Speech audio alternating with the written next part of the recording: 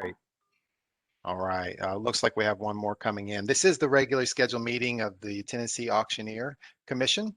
We've called this meeting to order. It's 9 o'clock. If you do not know your attendee number, press pound to continue. For those of you that are logged online, go ahead and mute your phone. That'd be great. Okay. We've called this meeting to order. It's 9 o'clock. For a roll call vote, Randy Lowe. Here. Great. Thank you, Randy. Kimball Sterling. Here. John Thorpe.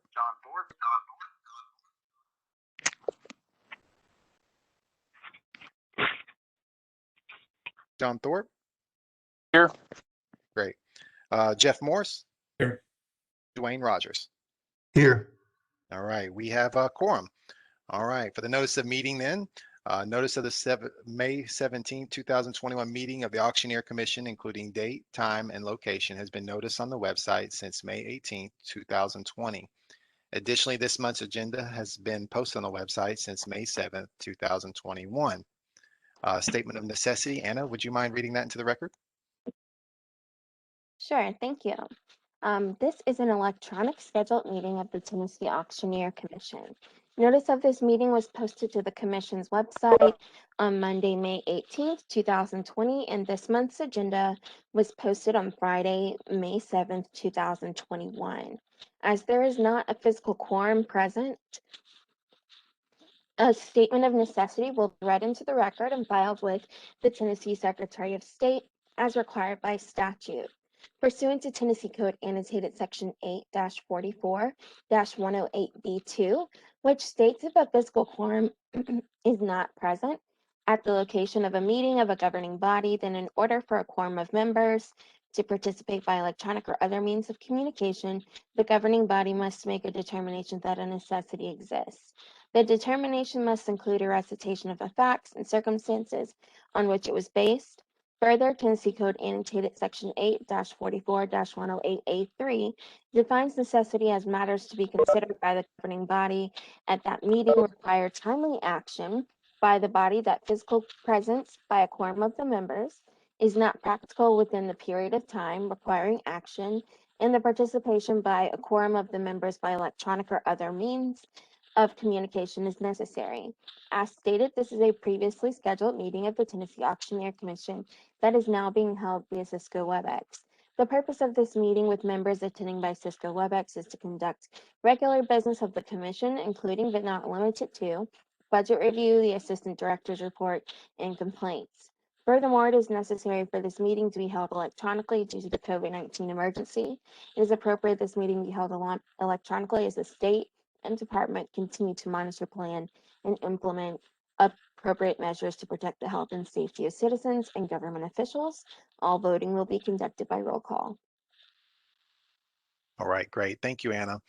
All right, as our first order of business, we'll need to accept that statement of necessity. Do we have a motion to accept that as read so we can file that with the Secretary of State's office? Move we approve. John Thorpe. All right, thank you, sir. We got a motion by John Thorpe. Do we have a second?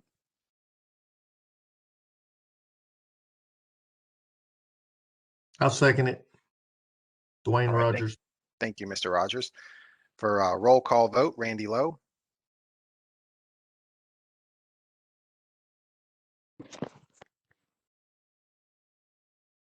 For a roll call vote, Randy Lowe.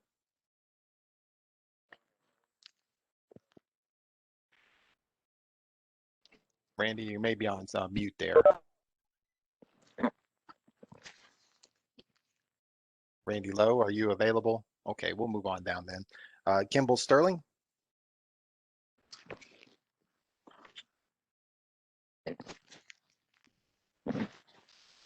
Kimball Sterling.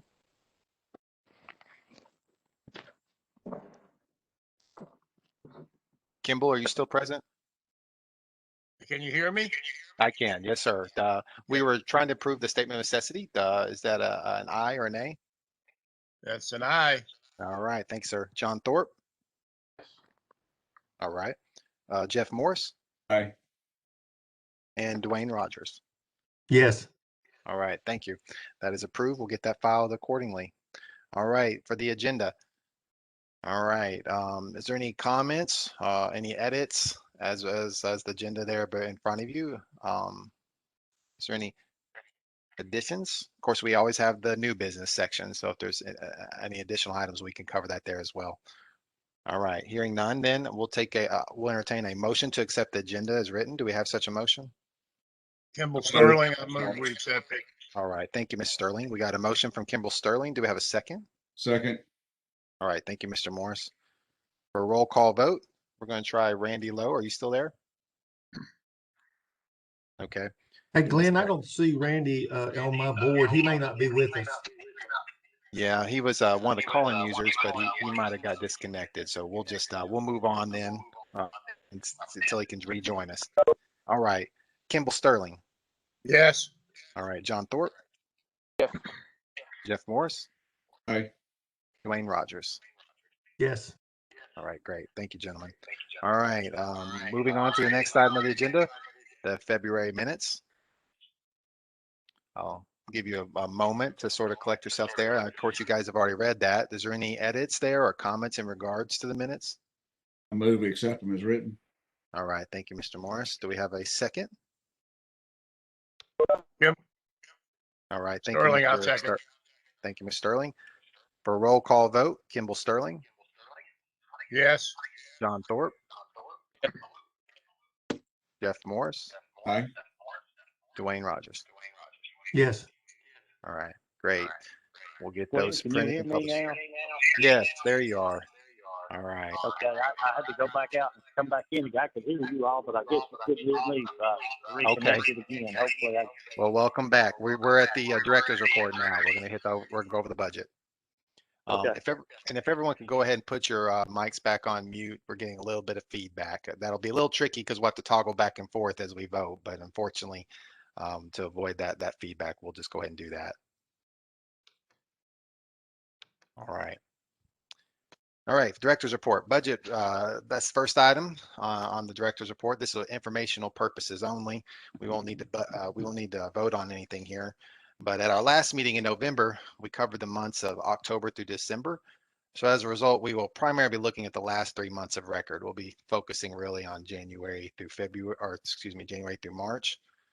By way of recap, just real quick from the last meeting, October and November revenues were slightly down, but those closely mirror that of the previous fiscal year, as you'll note from the historical trend below. I kind of touched on that at the last meeting.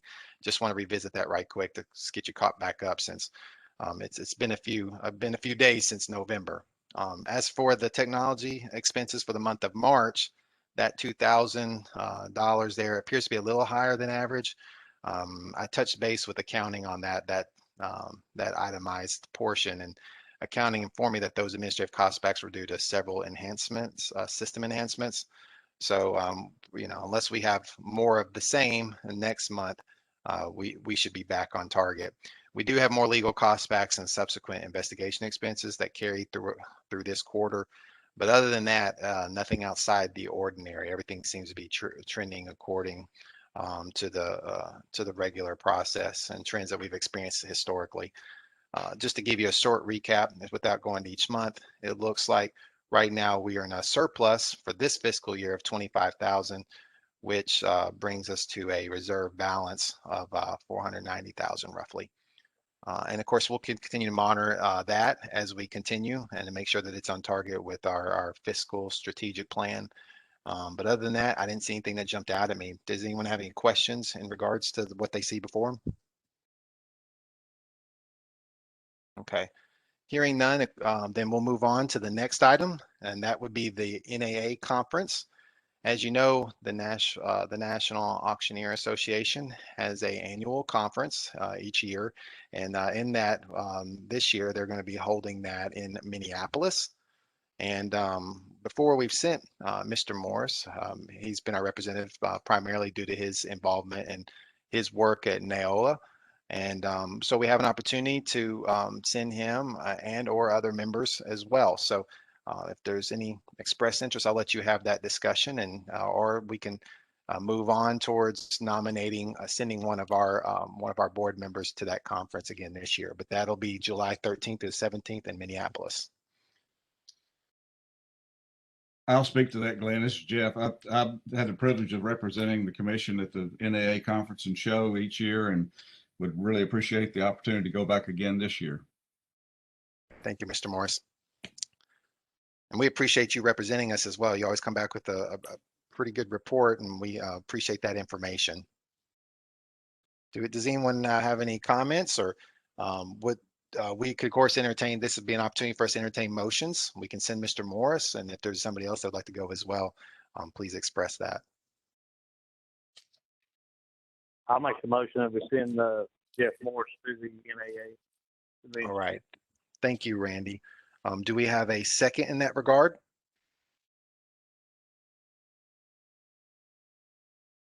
I'll second it, Dwayne Rogers. All right. Thank you, Mr. Rogers. All right. Then for roll call vote then, Randy Lowe, Yes. Kimball Sterling,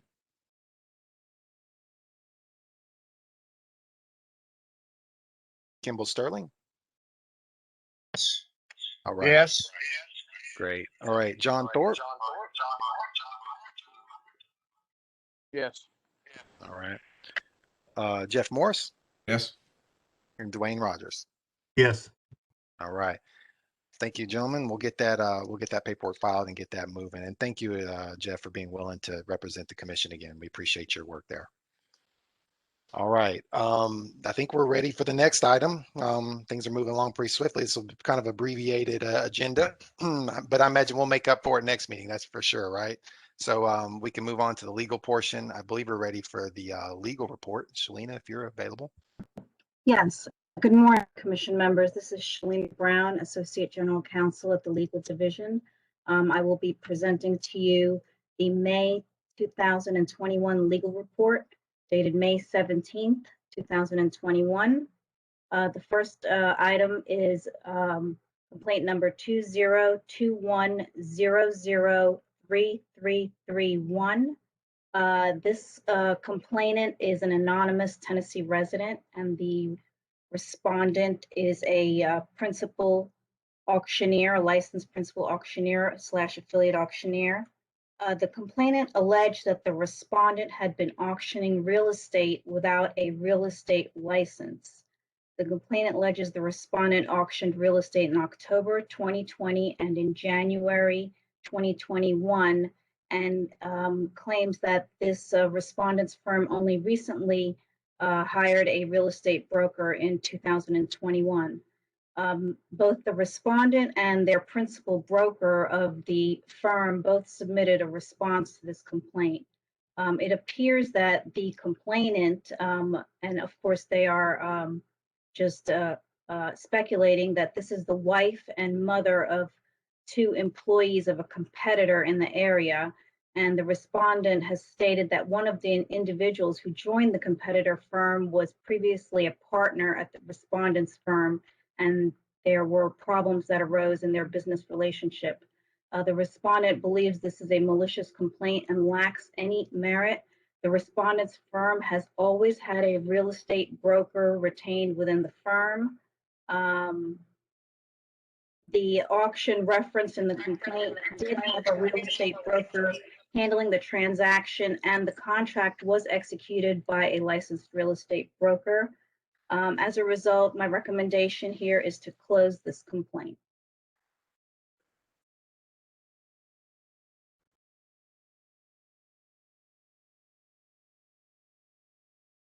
All right, gentlemen, then we have an opportunity then.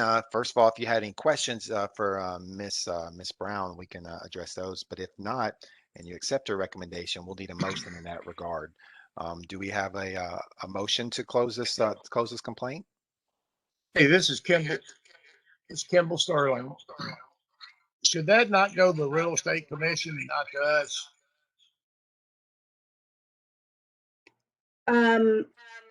There was a licensed real estate broker in the transaction, so I don't believe there is a complaint.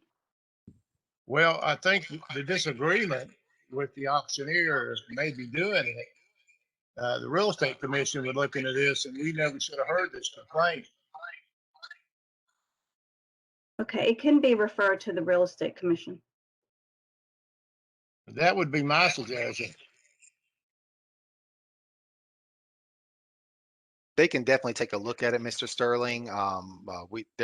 There can be sort of an informal referral where they take a look and see if they have any sort of jurisdiction or standing there. That way it doesn't sort of, unnecessarily clog up that process. But we can certainly refer that. That wouldn't be a problem. As for this complaint in Auctioneer Commission, though, would it be your recommendation to close it accordingly as you see no jurisdiction here? Yes, it would be. Okay. Second. We got a second from Mr. Morris for roll call vote then. Randy Lowe, Yes. Kimball Sterling, Yes. John Thorpe, Yes. Jeff Morris, Yes. Dwayne Rogers. Yes. All right, thank you. Number 2. Okay, number 2, 2021-01241.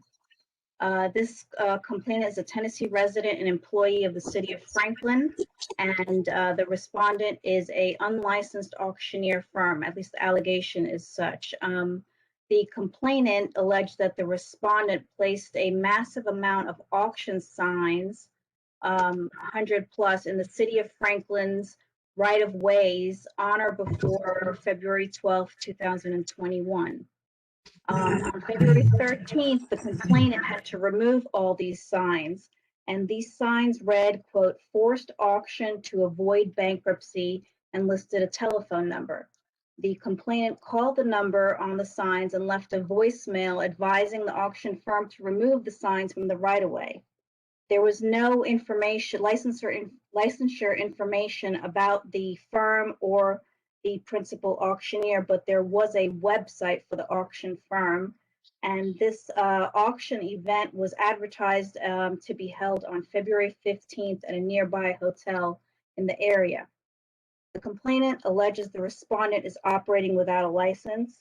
There was no license number included in the signs as required by the rules of the Auctioneer Commission. This matter was sent to the Investigations Division to obtain further information concerning the auction firm and the principal auctioneer. The investigator was unable to obtain any further information about the respondent or identify the company handling the auction or the principal auctioneer. The investigator even went to the hotel where the auction was held and spoke with the general manager. The general manager could only provide limited information without a subpoena. The general manager did provide the name of the company holding the auction, and the company had a P.O. box in Arizona. The investigator was unsuccessful in identifying information about the company online. There was no auction company by the name provided by the complainant located in the United States. The website provided by the complainant redirected the user to an online auction page in Washington, in the state of Washington. As a result, we're unable to proceed because we cannot locate a principal auctioneer for this auction firm and unable to open a complaint against the principal auctioneer. So I recommend that this matter be closed and flagged. I'd just like to Okay, give this you. is Jeff Morris. We have all seen these come through our town. I wish there was something that we could do, and I would like for this commission to do anything within its power to do something about these firms. They're really not auctions. They have an audience full of people bidding up stuff, and so it's a bogus deal all the way from the beginning to the end. And I don't know what we can do, but I'm for whatever it is we can do. I agree with Jeff. One thing you might do is refer it to sales tax, because I noticed in that statement that they sold 1.2 million maybe. This is John Thorpe. I agree with Jeff. These companies, the reason you can't find out anything about them is because they don't want you to, because they're good. All they do is come in and crook as many people as they can and then leave. And that's exactly why the Auction Commission is here, to protect the public from these type of scammers. So, it was just my opinion, but I think we should use every resource we can, and investigate, try to shut these folks down. Is there any way for us to refer this to the Attorney General's office? Yes, I believe we could refer it to the Attorney General's office and have them look into it a bit further. But we had attempted to find information not only through the investigator but through doing a Westlaw Clear Search, which is a database that is pretty comprehensive, and we were unable to find any additional information about this auction firm. They got to be found somewhere. I mean, I had a friend of mine in Denver, Colorado, posted a copy of the same sign. So they're traveling all over the United States doing this. I just don't know what we could. I mean, in Tennessee, we need to figure out a way to stop it. Well, this Kimball Sterling, it might be one way to stop it is if we could get some type of law made that anyone that rents a hotel or a civic center must have a Tennessee license, and then we could, if the hotel didn't do it, we could hold the hotel or civic center liable. I'm gonna chime in here. Regarding the possible legislative proposal, I don't think that would necessarily be the most appropriate route. We can look and see if we can do further research, further communication to licensees to make sure that they are understanding and aware of the issue. But we really want to also make sure that we're the commission's primary role is going to be consistent. So we want to make sure that we're protecting the consumers, but we also want to make sure that we are staying within the realm jurisdiction of the Auctioneer Commission. So it is appropriate to look at unlicensed activity, but matters concerning other entities, I would refrain from suggesting that. But that's definitely something that I will put on my radar. I'll look into this and see what we can start looking at, how to help better fix this issue. Well, if we want to stop it, that's the only way to stop it. The hotels require a certificate of occupancy insurance when a group comes in. They have to bring a policy in with them. And the only way this can be stopped is these people have to have a Tennessee license.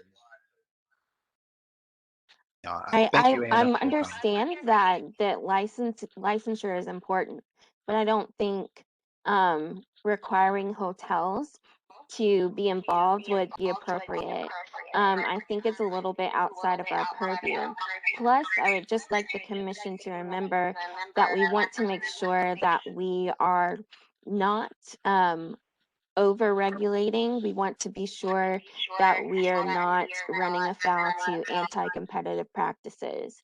I can see how that can be a little concerning in this particular issue. So I would ask that if that is something that we want to look into further, you would give us more time to speak with, I'll speak with Glenn, Roxana, Tony, and we'll figure out what we can do and bring some proposals back to the commission.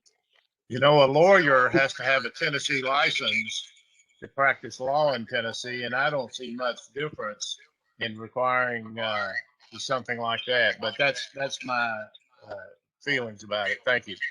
Hey, Mr. Kimball, I may be able to help. Tony Glandorf here, the chief counsel over the Auctioneer Commission. Generally, there's for any legislative proposals, the cut and dry of it is there's usually two methods by which we can do that, or our office is involved in one, which is if the commission would like some kind of a bill proposal to move forward through the department's administration, the commission would just need to vote on that to make that request, and then our office will work with your director Glenn on making that through the department to see to move that language through. We're not the approvers of that. We can just help draft and create that. The second way, obviously, is through your all's own professional associations. You could do that through the associations, which would be ancillary to the commission, but it is the second method for doing that. And And I'll just say that so far as referrals to the Attorney General's office, our office can do that. We can make referrals. Once we make referrals, the level of communication they give back to us is based on kind of how they prioritize that case, and it's really up to them on that. We never know, they may have complaints like this on the same issues that they're already looking at, that they may not, but they have a division over there, the Consumer Protection Division deals in these types of issues, and they receive complaints from consumers all the time. So we can do that. We do have in our office an investigation division that we utilize to do investigations. And so all we can do is make the request, and we can give them ideas on how to investigate it. But those are the tools that we have within our office to do those things. So we can absolutely do that. We have options out there. I just want to let you be aware of kind of what we can do. Well, would it be possible, since all of these hotels have to buy a license to operate a hotel, that somehow a letter could be sent to all of those people when they renew their license or something, that all auctions conducted in their facility, the auctioneer needs to be licensed in Tennessee? Is your question whether or not the commission could send a letter to hotels saying, hey, your auction should be licensed, and we would just ask that you check to see if they're licensed? Yeah, something like that, or a letter to them saying, to conduct an auction in the state of Tennessee, you must have a Tennessee license. I mean, I think it could be appropriate that this one instance that we know of, that we say that there was an auction that was held at their location that was not licensed, that we could send that information. We could send a letter to them saying that there was an unlicensed meeting there. I'm not sure I don't think there's any culpability of a hotel checking somebody's license. They're just selling out event space or hotel space regardless of the activity. I don't think they're participating in it, but I think if there's a letter to be sent, there could be one sent to that one hotel for that one instance. Yeah, I understand the not participating in it, but if 4 kids are in a car and one breaks into a store, they charge the rest of the kids sitting in the car. Well, I don't think that's basically the hotel is sitting in the car. No, I don't This is think something that's that an really apples needs to to be apples. worked on. These I don't think pass-through that's an options apples to apples really comparison. bad. No, I don't think that's an apples to apples comparison on that. But we could definitely send a letter to this hotel, this one. Well, it's just going to continue. All right. So on this one, then, thank you, Tony and Anna. I appreciate your clarification, and then Kimball, I appreciate everyone's interest in being creative. Obviously, we'll have to stay within our scope. For this particular case, though, the recommendation was closed and flagged, and obviously we'll continue to pursue those opportunities for service, but service is the issue here on this one. So with the recommendation before us, do we have a motion to accept the closed and flag? So moved. All right. Thank you, Mr. Morris. Do we have a second?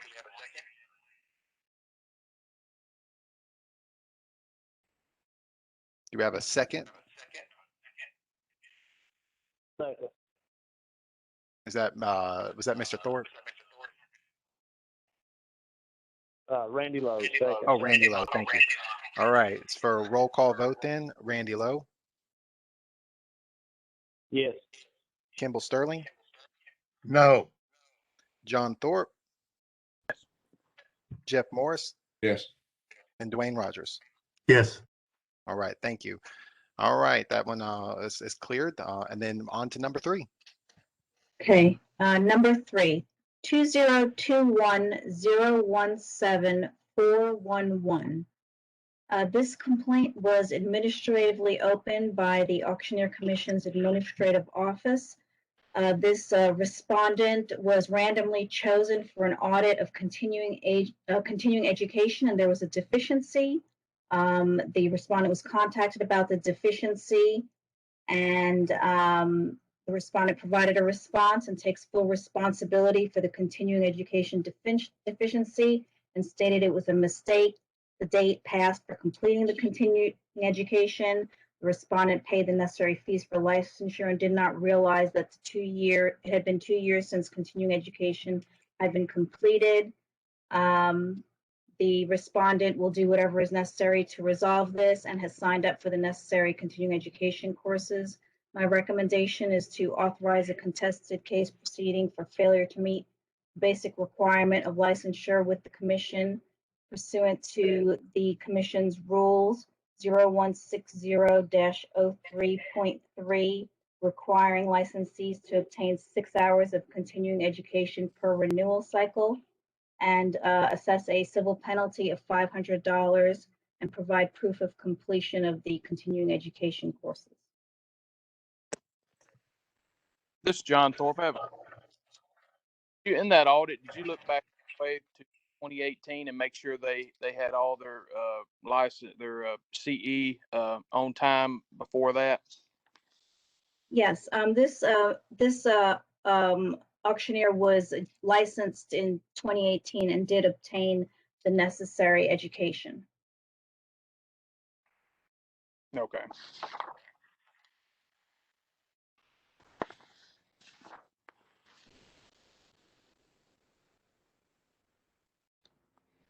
All right, do we have a motion to accept the council's recommendation?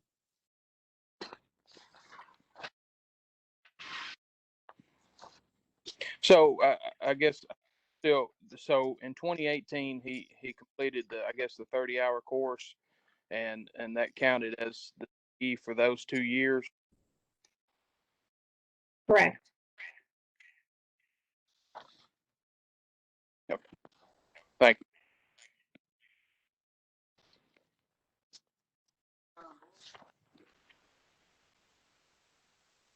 Does anyone have a motion in regards to the council's recommendation? I'll make that motion. All right, is that Dwayne Dwayne. Rogers? All right, Yes. thank you, sir. We have a motion from Mr. Rogers to accept the council's recommendation. Do we have a second?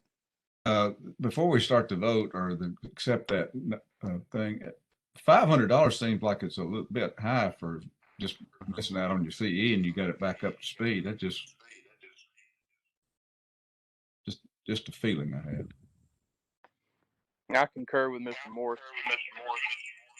It's Kimball Sterling. I concur also. If they want to fine him $100 or $200 or something like that, I'm fine with that. But 500 just seems a bit stiff for something like this. Do you have an amount in mind? Maybe 250, something around that range? Let's just fine him $100. I make that in the form of a motion. Okay. I second Kimball Sterling. Let me take Dwayne Rogers' original motion. Would you like to amend your motion in that regard, Mr. Rogers? Yes, that is fine. I'm fine with that. Okay, $100 then. Do we have a second? Second. All right, thank you, Mr. Morris. For a roll call vote, Randy Lowe, Yes. Kimball Sterling, Yes. John Thorpe, Mr. Thorpe. Yeah. All right. Jeff Morris, Yes. Dwayne Rogers. Yes. All right, thank you. All right, number 4. Number 4, 2021025581. The complainant is a Tennessee resident and alleges the respondent is an unlicensed Tennessee auctioneer. The complainant loaned the respondent and his wife $1,000 because they were friends and attended high school together. The respondent and his wife borrowed the $1,000 of the written agreement on December 2nd, 2020, and was to pay back the amount at $100 per month, with payments to begin on February 1st, 2021. No payments were made to the complainant until March 17th, 2021, and this was because the complainant sent the respondent and his wife a demand letter for repayment. The respondent paid $300 of that $1,000, and then the complainant requested the full amount be repaid because the payment was late on the first payment. The respondent provided a full response and said that the personal loan was made directly to the respondent and his wife. It was not related to any auction business and was a personal loan. The amounts were paid, the outstanding amounts were all paid.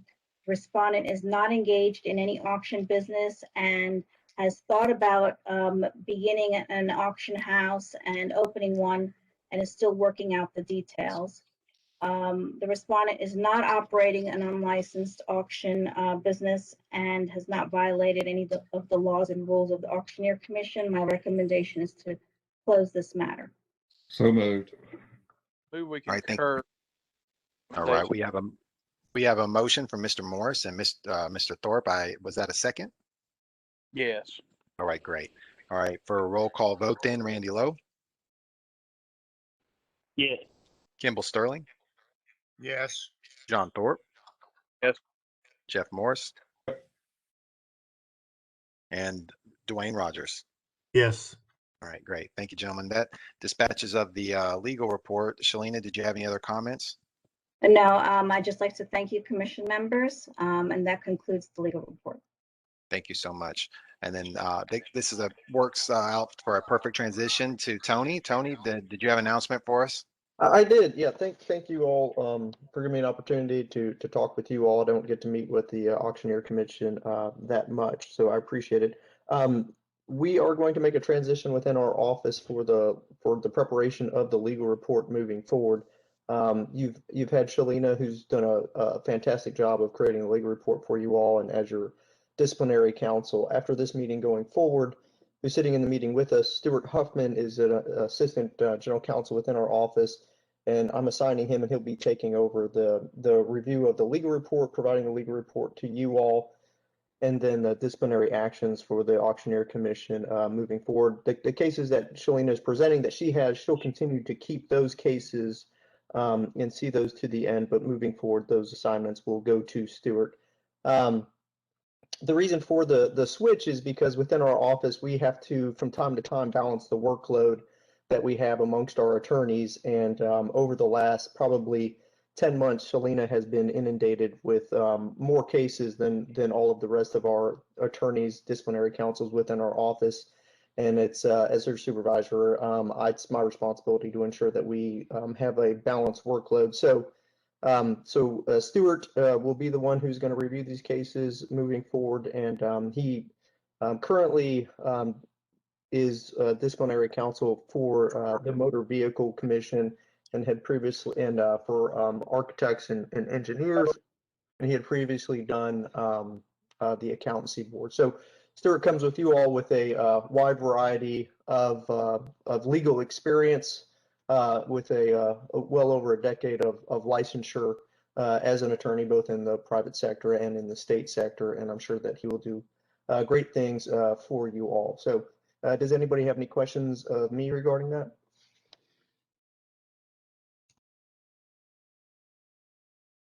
If not, thank you. Stuart, do you have anything that you'd like to say or introduce yourself to the commission?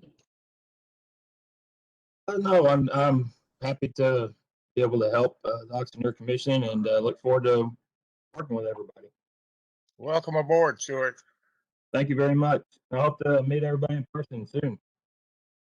Well, we appreciate the hard work that Shalina gave us, and we thank all for her efforts and what she's done to help us in the past. Thank you. Yes, I echo that on both. Echo both sentiments, Shalina. Thank you for your work, and Stuart, welcome, and thank you, Commission, for providing that warm welcome as well. All right, well, Tony, thank you for that. Appreciate you providing the details there. All right, I think we're ready for Anna. Did you have any other things, anything that you'd like to add, or any comments before we close out the legal portion and move on to new business? Nothing additional. All right, thank you. All right, new business then, gentlemen. Do we have any new business? All right, hearing none then, I think we're ready for adjournment. Do we have such a motion? So moved. All right, thank you, Mr. Morris. Do we have a second? Randy Lowe, second. All right, roll call vote. Randy Lowe, Yes. Kimball Sterling, Yes. John Thorpe, Yes. Jeff Morris, Yes. and Dwayne Rogers. Yes. All right. Thank you, gentlemen. We are adjourned. Appreciate your participation. See you next time. Thank you.